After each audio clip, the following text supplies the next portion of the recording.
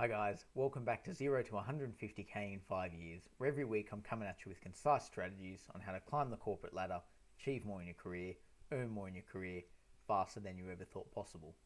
And this week I'm talking about something that's dear to my heart, something for the salespeople, arguably for amateur salespeople, but good for the experienced salespeople to always keep in mind, and that's to only sell what you truly believe in. Now, the reason I came across this and thought I'd talk about this today was I saw an article talking about the 5 things you need to do to be able to sell anything to anyone. I'm sure, as all of you have thought at some point in time, why in the world and how would you want to sell anything to anyone? And regardless of what the author actually meant, it got me thinking about this topic and talking about why you want to be so passionate and believe in what you sell in. So I'm going to talk you through a couple of examples of why I think that's the case. The first reason why you want to make sure you believe everything that you sell is that you've got a brand name to protect. The reality is this is 0 to 150k in 5 years. It's about building consistent foundation for success. It's not 0 to 100k in the first year and then 0 in the rest of the years because nobody believes you and nobody wants to work with you again. So it's about building consistency, building ethics and that type of thing. So the number one reason why you want to believe what you sell is you want to protect your own brand. You want people who you sell things to, people that you work with, people you do projects on, to trust your judgment, to trust your personality, trust that you're doing the right thing for them. So you really want to make sure you're doing the right thing. If you think of times where you've worked with employees in your team, imagine if you're always talking about just getting the sale no matter what.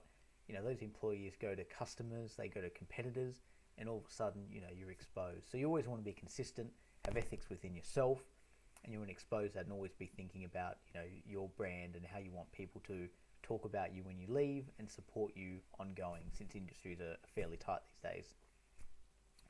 The second reason why you want to be so specific about selling things you believe in is purely because of customer success. If you believe in what you're selling, that's because you know that it's going to benefit them. You've done the due diligence. So think back to examples of where you're doing sales. You've got that concern in your gut. Any kind of concern means that the reality is you don't really believe you've done all the right due diligence. You don't believe that you've found the exact benefit they're going to get, that you've covered off all the catch areas in the proposal to make sure that no surprise costs come up. So you're going to make sure you do those checks, because if you're really passionate about it and you really know that they're going to benefit from it, you're going to do all the checks to make sure that it all goes right. And what that's going to mean is when the project's finished, they're going to sit there and they're going to be able to talk about the benefits and talk to other customers. The other thing that you want to do in terms of changing your mindset is you want to imagine, no matter if it's the last day of working for that company, if you're going to be there for a day or for 5 years, 10 years, always have the mindset that you're going to be there in a year, 2 years time, looking at the people you sold to, worked with, looking at the business or the directors in the eyes, sitting there at a table and having them talk to you and you talk to them about the benefit you derived. And would you be ashamed to sit there in a year or 2 years knowing what you're selling is or isn't going to do the right thing for them?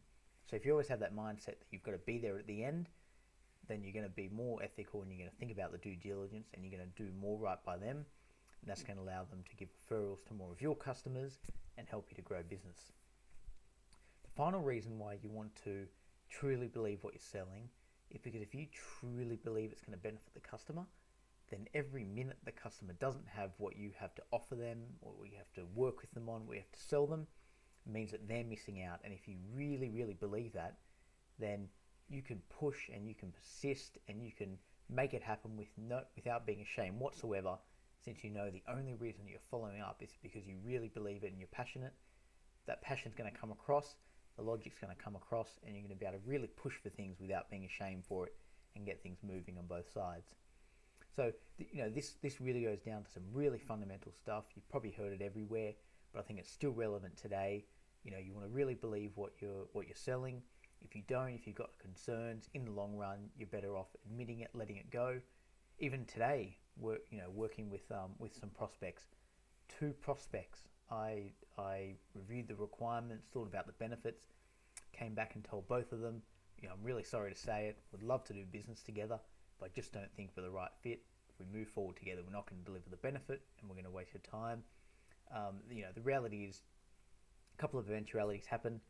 One, as today, they come back and thank you for the professionalism, thank you for giving them a heads up, thank you for doing the right thing by them. If they move to another company or they know of someone that could use our services, they know that you're going to be honest. The other eventuality is that they come back and they think more about the benefits, or they think more about how you could do business together, and that could be a good thing too. So a couple of examples. So, keep those things in your mind. Think more about being there a year or two after your sales and projects, how you would look them in the eye and deliver the benefit. Make sure there were no surprises along the way, and do the due diligence in advance. Only sell what you believe in, and be honest if you don't think you can meet their needs. Thank you for the time. Take the time to subscribe. Check out the site www.0 to 150k in 5 years.com. Talk to you soon.